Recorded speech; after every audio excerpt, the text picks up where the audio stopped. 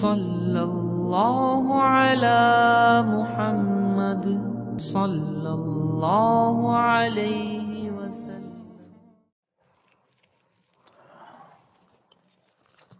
السلام علیکم ورحمۃ اللہ وبرکاتہ۔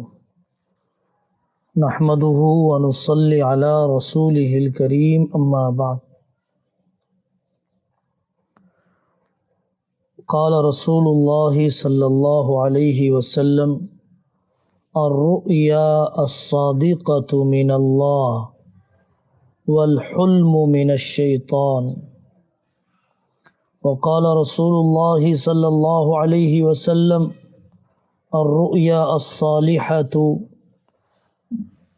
جزء من 46 جزءا من النبوۃ، او کما قال رسول اللہ صلی اللہ علیہ وسلم۔ اسلامی شریعت نے خواب کی قسمیں بھی بتلائی ہیں، اور خواب دیکھنے والوں کی قسمیں بھی احادیث کے اندر مفصلاً اس کا ذکر کیا گیا ہے۔ اصل زندگی بیداری کی زندگی ہے، حقیقت کی زندگی ہے، اور عمل کی زندگی ہے۔ خواب کی زندگی، خواب کے حالات اتنی زیادہ اہمیت نہیں رکھتے ہیں جتنا کہ لوگوں نے اہمیت دے رکھا ہے۔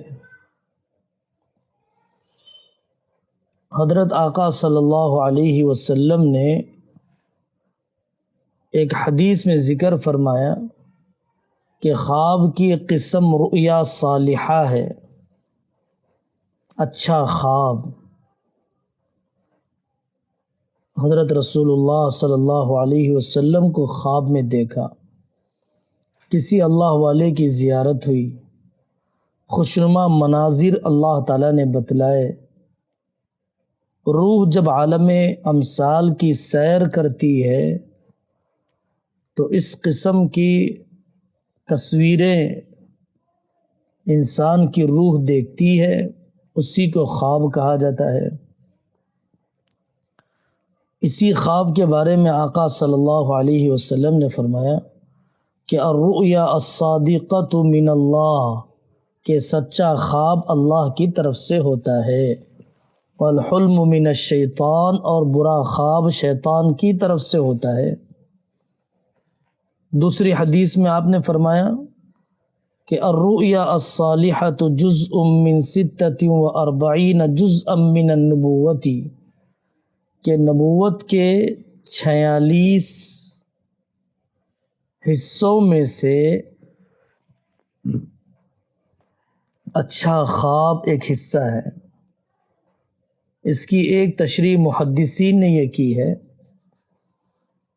چونکہ حضرت رسول اللہ صلی اللہ علیہ وسلم کی کل نبوت کے بعد کی عمر 23 سال ہے، اور ابتدائی 6 مہینے میں آقا صلی اللہ علیہ وسلم جو خواب دیکھتے تھے وہی خواب حقیقت بن کر سامنے آ جاتا تھا۔ تو 23 کو اگر 2 سے ضرب دیا جائے تو وہ 46 ہو جائیں گے۔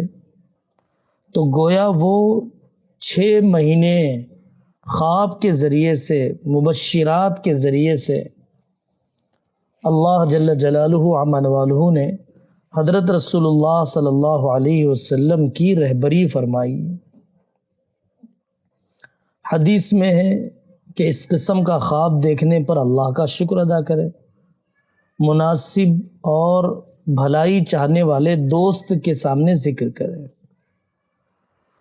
دوسرا خواب یا دوسری قسم وہ ہے جو ڈراؤنی ہو، شیطانی ہو، خوف کی کیفیت پیدا کرے، آدمی بجھک کر اڑ جائے۔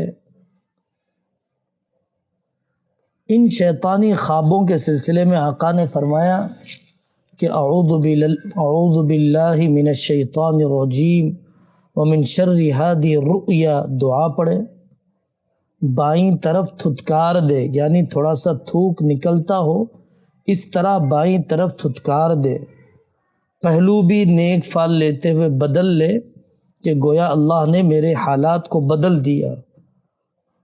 طبیعت بے قابو ہو، وضو کر لے، 2 رکعت نماز پڑھ کر دعا کرے کہ اے اللہ اس خواب کے شر سے پناہ عطا فرما، کسی سے اس خواب کا ذکر ہرگز نہ کرے اور اس خواب کے بارے میں زیادہ غور نہ کرے، کیونکہ خواب اثر ہوتا ہے، مؤثر نہیں ہوتا ہے، ایفیکٹ ہوتا ہے، ایفیکٹیو نہیں ہوتا ہے۔ یعنی ایسا نہیں ہے کہ میں نے خواب دیکھ لیا ہے اسی لیے ایسا ہونا ہی ہے۔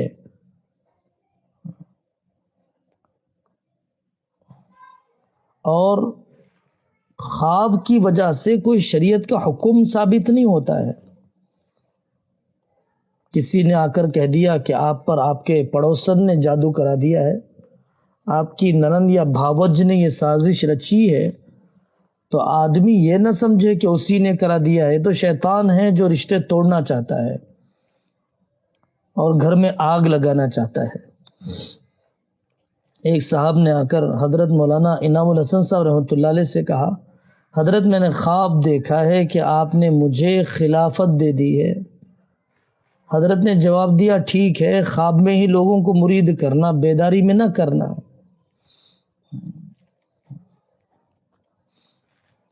تو یاد رکھنا چاہیے کہ اس سے کوئی حکم شرعی مرتب نہیں ہوتا ہے۔ تیسرے قسم کے خواب وہ ہوتے ہیں جو آدمی دن بھر دیکھتا ہے، سوچتا ہے، وہی خواب میں دیکھ لیتا ہے، اس کا بھی حقیقت سے کوئی تعلق نہیں ہوا کرتا۔ پہلے جو خواب ہے رؤیا صالحہ ہے، ان خوابوں کی تعبیر کا ماہر تعبیر دیا کرتا ہے۔ خواب دیکھنے والے بھی کئی قسم کے ہوتے ہیں۔ خواب حضرات انبیاء علیہم السلام کا بڑی اہمیت رکھتا ہے، وہ ہماری بیداری سے بہتر ہے۔ حضرت رسول اللہ صلی اللہ علیہ وسلم نے اپنے خواب ذکر کیے،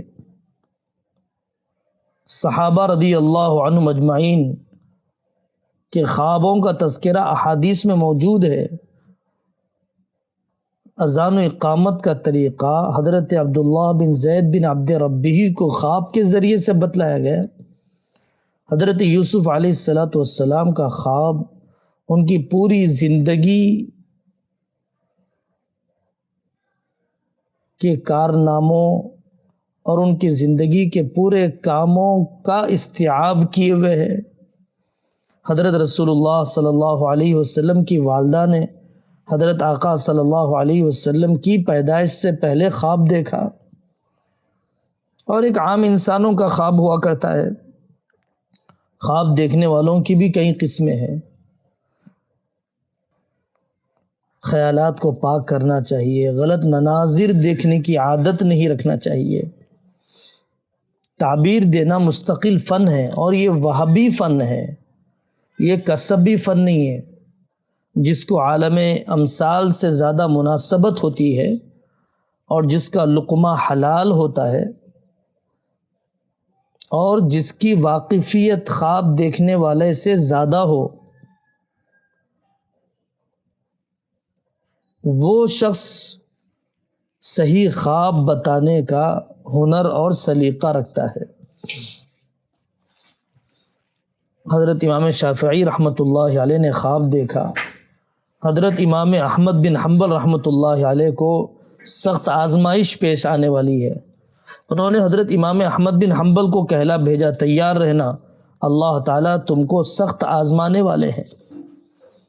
ابن سیرین رحمۃ اللہ علیہ سے ایک شخص نے آ کر کہا کہ میں خواب میں اذان دے رہا ہوں، تو حضرت ابن سیرین رحمۃ اللہ علیہ نے فرمایا کہ تم حج کو جانے والے ہو۔ دوسرے نے آ کر یہی کہا کہ میں نے خواب دیکھا ہے کہ اذان دے رہا ہوں۔ حضرت نے فرمایا کہ تم چوری کرنے والے ہو، ہاتھ کاٹے جائیں گے۔ لوگ حیران ہو گئے کہ آپ نے کیسے جواب دیا۔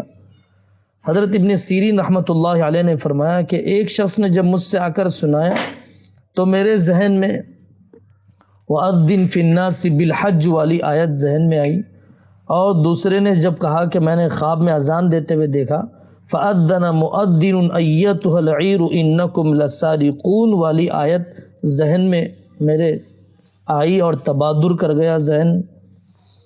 ایک شخص نے آ کر کہا کہ میں نے دیکھا ہے کہ میرے پلنگ کے نیچے آگ لگی ہے۔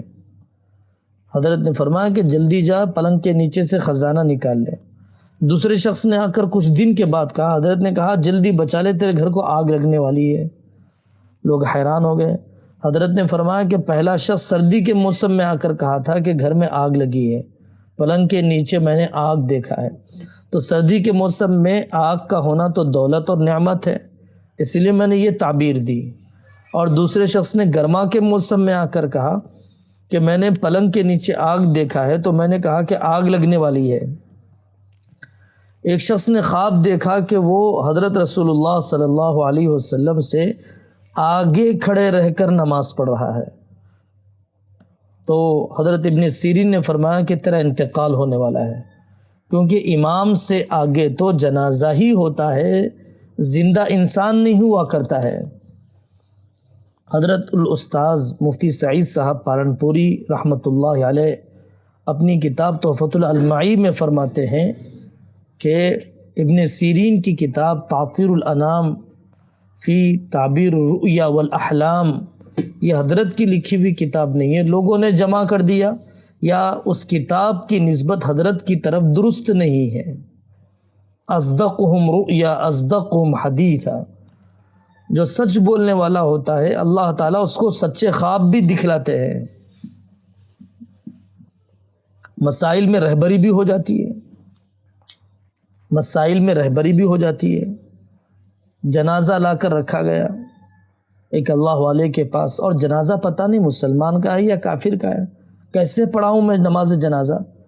خواب میں کہنے والا کہہ رہا ہے کہ شرط لگا کر نیت کر لینا کہ میں نماز جنازہ اس میت کی پڑھ رہا ہوں اگر وہ مسلمان ہے۔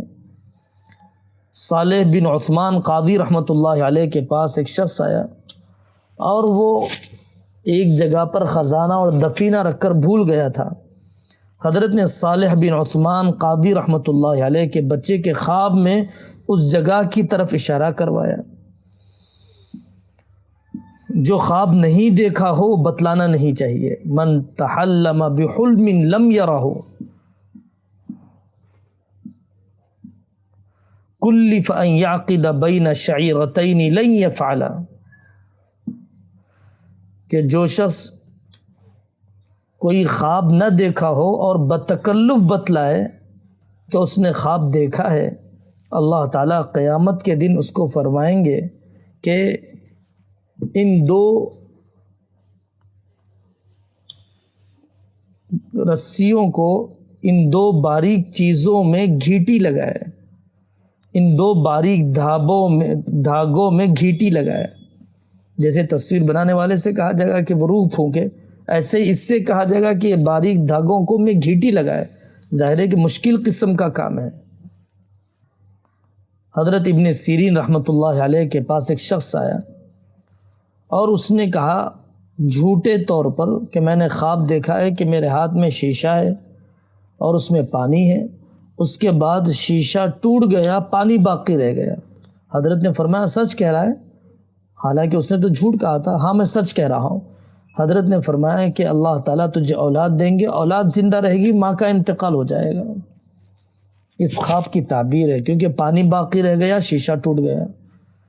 حضرت آقا صلی اللہ علیہ وسلم نے احادیث میں منع فرمایا کہ آدمی کسی ایسے آدمی کے سامنے خواب نہ سنائے جو بدخواہ ہو، ورنہ وہ جو تعبیر دے دے گا ویسی ہی تقدیر اس کی بن جائے گی۔